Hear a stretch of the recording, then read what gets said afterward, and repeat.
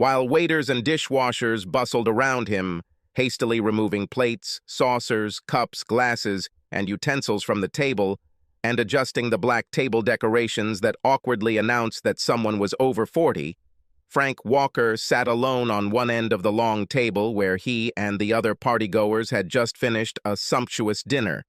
A little further away from him sat another couple, also busy with their phones. And at the opposite end of the table, several people stood in a circle, talking and laughing. But other than Frank and those few stragglers, the dinner table was empty, as the rest of the party went out to use the restroom, make phone calls, or just stretch their legs before dessert, after dinner drinks and coffee were served, and the party resumed. But Frank was not talking on the phone at that moment. He wasn't thinking about the party or the wonderful dinner they had just finished. And I certainly didn't think about the birthday cake that the waiters would soon bring to the table. Instead, Frank was brooding over the handwritten note the waiter had handed him. "Be on the lookout. Marc Lavaliere is going to steal your wife, and beware of the 2 men with him. They will take you away if you try to stop him." He plays his wife's stealing game here very often. Looks like you were the victim of his game this week. There is nothing we can do except warn you and advise that you and your wife leave immediately. I'm sorry to trouble you. The note was unsigned, but it was clear between the lines that it came from the management of the restaurant and the hall. The warning was ominous, and after reading the note and then reading it again, he turned his attention to his wife, who was once again on the dance floor with Marc Lavaliere. And what bothered him now was that the second time they moved to the end of the dance floor and practically disappeared from his sight. But he caught a glimpse of them, and that was enough to understand that Lavaliere was holding his wife very tightly, and she seemed to be enjoying what was happening. Since they arrived at the party, Marc Lavaliere has repeatedly approached their table and asked his wife to dance. Frank didn't mind, and Brooke accepted his invitations every time. But now Frank was tired of Lavaliere dancing with his wife, and this note finally confirmed his decision to go out onto the dance floor and wedge himself between them. But he had hardly risen from his chair when the song ended, and he saw Lavaliere and Brooke leave the dance floor. Relieved that he wouldn't have to make a fuss, Frank sat back down and waited, while Lavaliere escorted his wife back to the table. But this time, instead of bringing her back to the birthday party, they headed to Mark's table, where they stood and talked for a few minutes. Frank watched them. A few minutes later, Lavaliere walked away from Brooke and his 2 friends, and it appeared to Frank that Lavaliere was leaving the restaurant and the lounge. As Lavaliere headed toward the exit, Brooke dispassionately walked up to Frank, picked up her purse, told him she was going to the restroom, and then turned and walked away. But after taking a couple of steps, she stopped, turned around, and with an unusual expression on her face, told Frank that she loved him and would see him later. Then she turned and continued walking towards the toilets. As Frank watched his wife move through the restaurant toward the hallway where the restrooms were located, Frank realized that there was something wrong with the way she said she was going to the restroom. And what seemed strange was the way she stopped and told him that she loved him and would see him later. Her behavior was not that of someone going to the toilet. Instead, she looked and acted like someone who was leaving to do something other than just go to the bathroom. Frank got up from the table and followed her. He had not taken more than a few steps when Lavaliere's 2 companions, as the note warned, rose from the table and intercepted him. Frank Walker made a living fixing situations for organizations. He worked for corporations.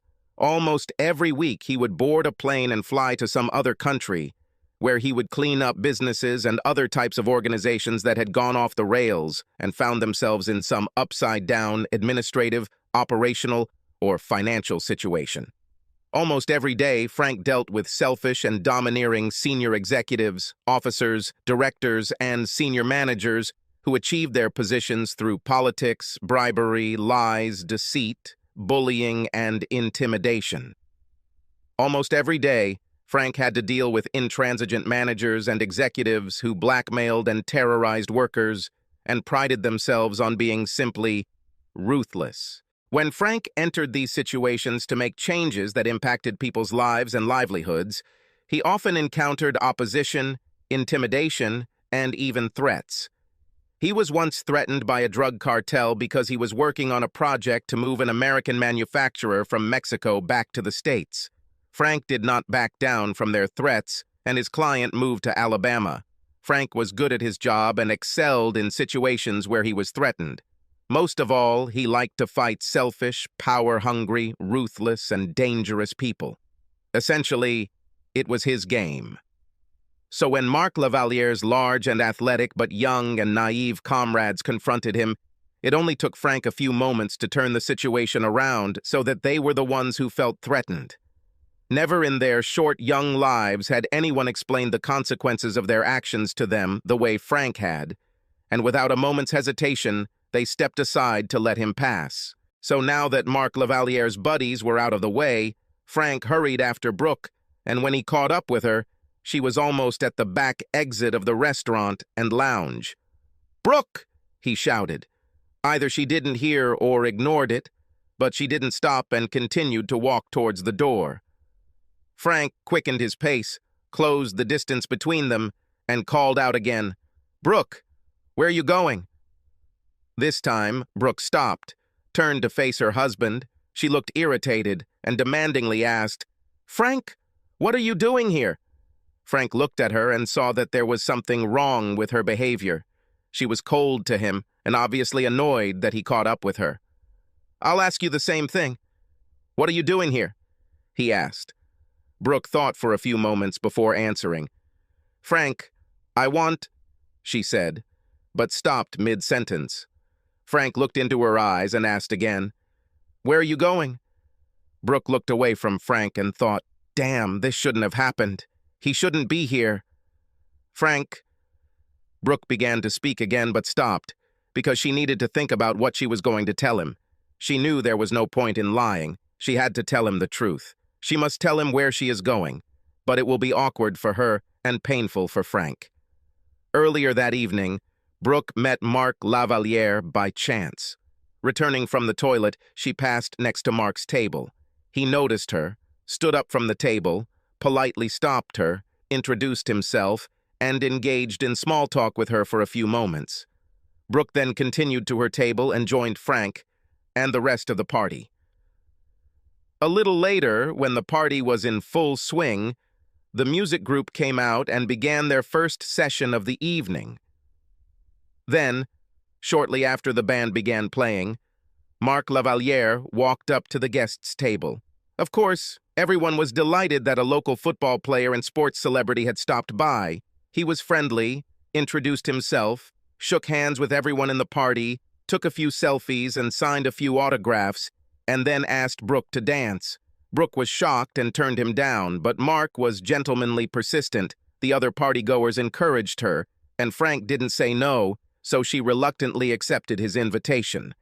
Needless to say, Brooke was apprehensive as Mark led her from the party to the dance floor. But once on the dance floor, Brooke discovered that dancing with Mark was an experience she could never have imagined. He was young, handsome, courageous, a professional athlete, and knew how to dance. And while she danced with Mark, he touched her the way she loved to be touched. He held her the way she liked to be held. He spoke to her the way she liked to be spoken to. He said what she liked to hear. Mark won her over, and she never again refused his invitations to join him on the dance floor. And as the evening went on, after dancing a few times and becoming more comfortable with each other, her attraction to him grew stronger, and it was unmistakably a sensual attraction. Then, at the end of the evening, there came a moment when he led them across the dance floor into the shade. There he hugged her, kissed her, groped her, and said that she must, simply must, be the ideal love machine, and he must have her. He said that he refused not to accept and invited them to leave and go to his home, where in privacy and comfort they will have each other, without any prohibitions. And he vividly described to her how they would spend a night of debauchery, how he would raise her sexuality to a level of eroticism that she had never experienced before. It will only be one night, but she will remember it for the rest of her life. Brooke was under a spell. And after the dance, while having dinner with Frank and other partygoers, Brooke reflected on Mark's proposal. She felt uneasy at the thought of leaving Frank and the party and going with a virtual stranger to his home. But the thrill of spending the night with Marc Lavaliere sent chills down her spine, ran trembling, and she realized that, without a doubt, she wanted to go with him. But Brooke had a dilemma. She was always faithful to Frank. I never thought about cheating in their marriage. But this does not mean that handsome and attractive men never attracted her attention. Of course, they did. Human nature is such that it is attracted to trophy specimens of the opposite sex, and perhaps the same sex. But for Brooke, it was always just looks and never touches. Until tonight. Tonight she wanted to touch Marc, and she wanted Marc to touch her. But obviously that meant she would be unfaithful to Frank. He will break his vows. She would betray his trust in her. So she needed to justify what she was going to do. She needed a compelling justification for her betrayal. A rationale she could live with tonight and beyond, and which she hoped Frank would accept as best he could. So she decided that she would go with Marc because he was special. He is not an ordinary man. Rather, he is a professional athlete, a star player, and a local and national sports celebrity. But even more, according to Brooke, he is courteous and gallant. Every time he took her to the dance floor and held her in his arms, she was smitten by his charm. For Brooke, Marc Lavaliere was what women call the ultimate dream. He was the kind of man that women fantasize about. They wrote about him in romantic novels, and this dream man was offering Brooke the amorous experience of her life, and she would be a fool not to accept. And she reasoned that Frank would also see this as the opportunity of a lifetime for her. And she will understand why, for this one time, he should look the other way and allow her to have a sexual experience with this special man. Of course, he will be angry, but he will accept it because he is not just her husband. He is her best friend and soulmate, and wants her to have this special experience with Marc. Brooke was pleased with her thoughts. Now she had a plausible rationale she could live with, and hopefully Frank could live with it too. But honestly, deep down in her mind, Brooke knew that the real reason she went with Marc was because of the way this young, strong, and masculine man had boldly told her that she belonged to him today, and that he was going to take her to his home and have sex with her all night until the next morning. And she decided that she would never give up such an experience, because, she reasoned, in addition to being married to Frank, she was a woman, and the woman inside her was not going to pass up the opportunity to have such an exciting sexual experience with Marc Lavaliere. So her decision was made, and when the birthday dinner was ending, the group returned to the hall and began a new session. Then, as if on cue, Marc Lavaliere walked up to the table and asked Brooke to dance again. But this time Frank was visibly annoyed and objected to the fact that he constantly asked his wife to dance, but Brooke dodged her husband's objections and agreed, saying that the orchestra was playing one of her favorite tunes and this would be her and Marc's last dance. And with that, Marc, like the gentleman he is, thanked Frank for his understanding and then took Brooke's hand and led her to the dance floor. Back in the dark shadows of the dance floor, Marc asked her if she was ready to leave. She nodded affirmatively, laughed, and said that she belonged to him. In response, Marc hugged her, kissed her, put his hand under her short cocktail dress, and felt her most intimate part. Of course, Brooke didn't protest and said she was ready for him to take her.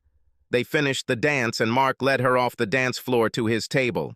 There he said that he would take his car and pick it up at the back exit, located at the end of the corridor where the toilets were located. He also told her not to worry about her husband, that his teammates would deal with him.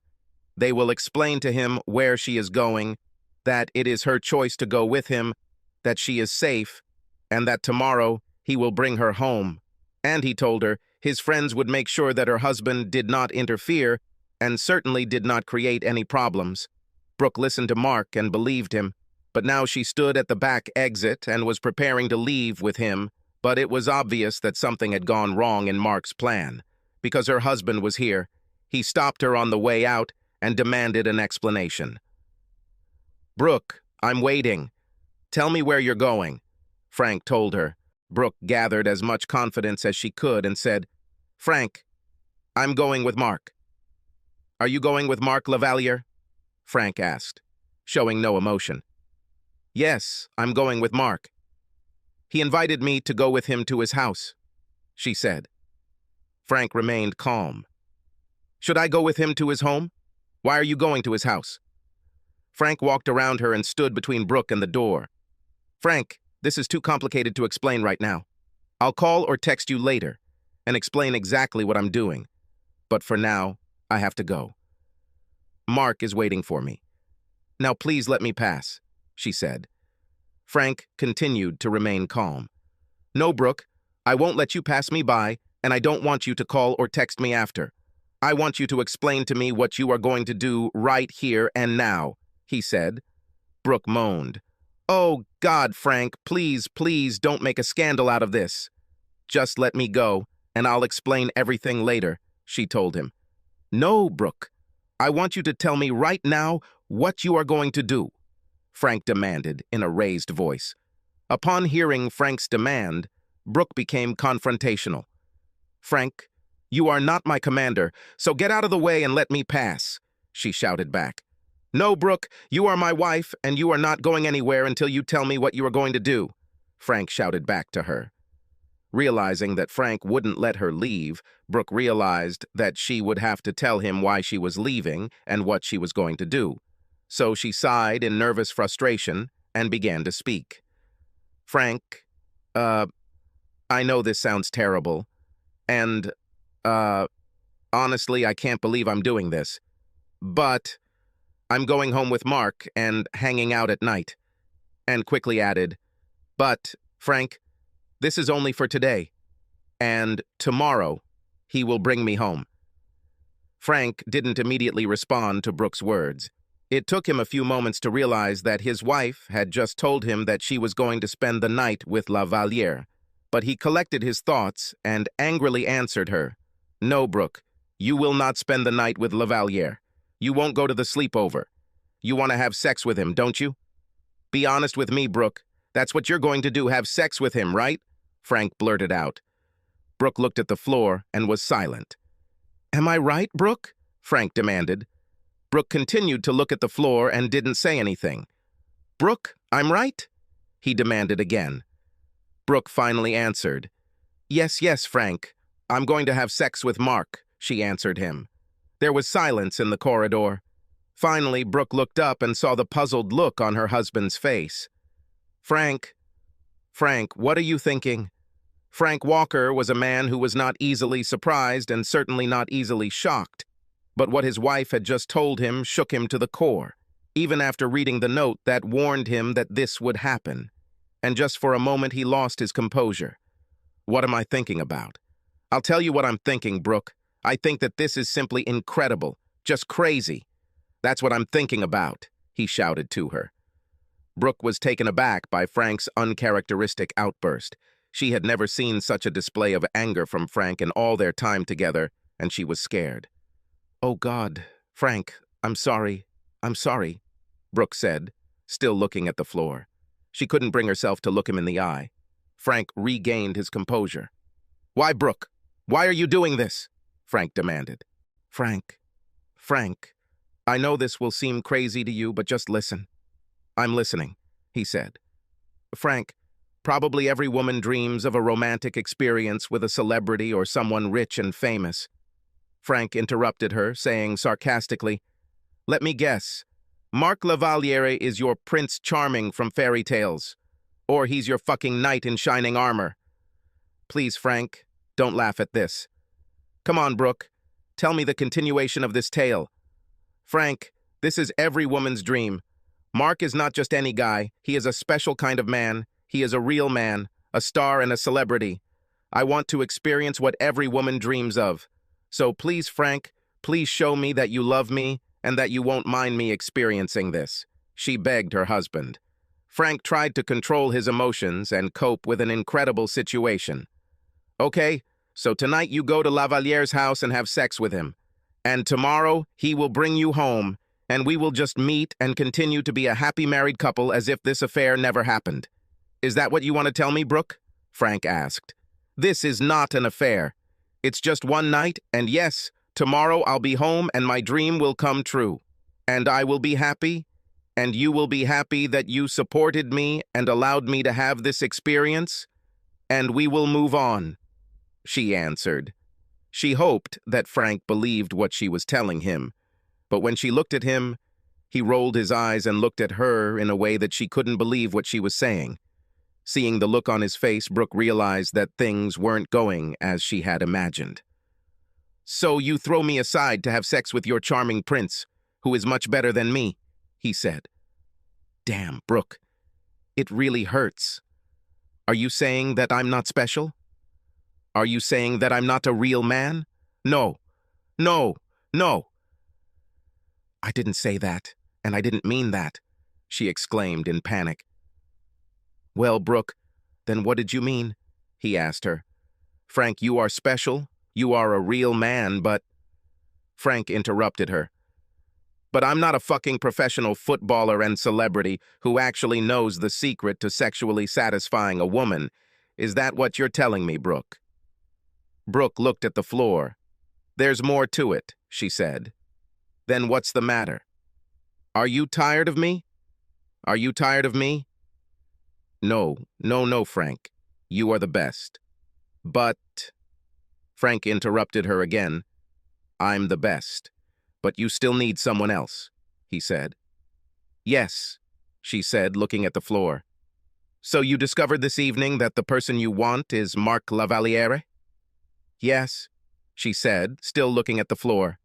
"So you're going with Marc Lavaliere and having a fabulous night of love and sex with him?" "This is not love, not love. I do not like him. But yes, I'm going to have sex with him and have the experience that many women dream of," she said with some certainty and self-confidence. But she quickly added, "Frank, I'm not giving up on you. You are my husband, and I will never give up on you. But tonight I won't be with you, but with Marc. And I hope not. I beg you. Please understand my feelings and needs. And please, Frank, I'm begging you. Please don't make this a nasty scene," she said. Frank took a deep breath. "Why, Brooke? What makes you think that I can agree with you having sex with another man and then coming back to me like it's no big deal?" he asked. "Because you always treated me with an open heart. And he always treated my emotions, feelings, and needs with understanding and attention. And I hope that when you realize how special this night with Marc is for me, you will control your anger and handle it like a sane, experienced, sophisticated person," she told her husband. "Can I handle it? Can I handle it? Please explain to me how I should cope with the fact that tonight you will be in Marc Lavaliere's bed and he will take you. How can I handle tomorrow when he pulls up with you in his car and I find out that you two were intimate, not just once, but all night? How can I look at you, knowing that you have given yourself to another man? Tell me how I should feel about all this," he asked. "Frank, I can't answer this question. I just hope you can sort this out in your mind and we can move on with our lives. I know you're angry at me, but can't you understand how important this experience is for me?" she asked. "Brooke, what you're saying is that you're hoping I'll just suck it up and accept your affair with Lavaliere," Frank said. "This is not an affair," she screamed. "And no, Frank, I don't want you to just accept it. I ask you to consider my feelings and my needs and come to terms with it because you love me and because you are my best friend, my soulmate, and you want me to have this special experience, an experience I may never have again. Frank, this is what I want from you, honey," she told him. Frank thought for a few moments about Brooke and what she was asking him to accept. He couldn't believe that she actually thought he could handle her having sex with Lavaliere, and the more he thought about it, the more he realized that she really didn't understand the magnitude of this situation and how it would affect him and their relationship. Apparently, she had a delusional experience brought on by an evening of dancing with Lavaliere. He needed to disabuse her. "Brooke, what do you call a man whose wife has sex with another man?" he asked. Brooke thought for a moment and then answered. "Cuckold," she pronounced the word with difficulty. "That's right, Brooke. They call him a cuckold. A man whose wife is possessed by another man for pleasure. Okay, Brooke, I'm not going to become a cuck because of you and Marc Lavaliere, he said firmly. Brooke looked up at Frank, and her eyes filled with tears. So you won't let me do it? No, Brooke. I didn't say that. I didn't say I wouldn't let you go with him. I won't hold you back. You are a grown woman. You're an adult and can make your own decisions. So whether you do this or not depends not on me, but on you. If this is what you need to do, then go do it. Go with him. Give yourself to him. Let him have you. Go and experience a night of love and sex with him. I won't stand in your way. Brooke interrupted. Frank, I already told you this is not love. I do not love him. I love you, Frank. It's just sex, just sex. I have a sexual attraction to Marc. I have no romantic attraction to him. Brooke screamed. So, in your mind, you separated love and sex? Yes. Yes, Frank. I'm going to have sex with Marc because I'm attracted to him sexually, but I'm coming home to you tomorrow because I love you. You're my husband, my best friend, and my soulmate, and because we have so much more in common than just sex, she told him. Well, Brooke, I'm not going to argue with you about the difference between love and sex, but like I said, I won't stand in your way of having sex with Lavaliere. Brooke looked at Frank. Does he accept it? She thought to herself. Brooke, if this is what you want to do, then do it. But... Frank paused and thought about what he was going to tell her. But what? What? What, Frank? She begged him to tell the rest. Look at me, Brooke. Brooke raised her head, and they looked at each other eye to eye. But before you walk through that door, we will end our marriage right here and now.